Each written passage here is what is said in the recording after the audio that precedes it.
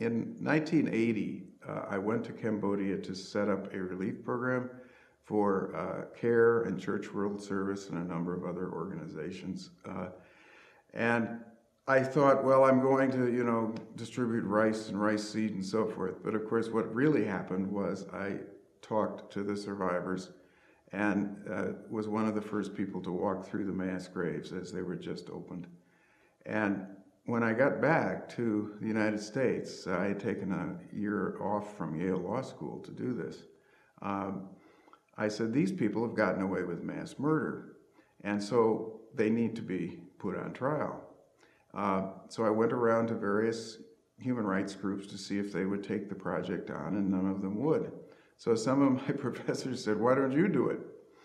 So, and I said, well, I'm just a law student. And they said, well, that doesn't matter. A lot of things have been started by students. And so in 1981, when I was still a Yale law student, we founded the Cambodian Genocide Project. At that time, the only place you could put them on trial was the International Court of Justice. It was the only court. And that would have had to almost be a civil trial. But it was ironic because the Khmer Rouge continued to represent Cambodia in the United Nations. So you actually could do it, even though they didn't control the country. But then as international criminal law developed with the Yugoslav Tribunal and the Rwandan Tribunal, which I was also very involved in creating when I joined the State Department, it then became possible to actually create a tribunal that could try the individuals, the leaders of the Khmer Rouge.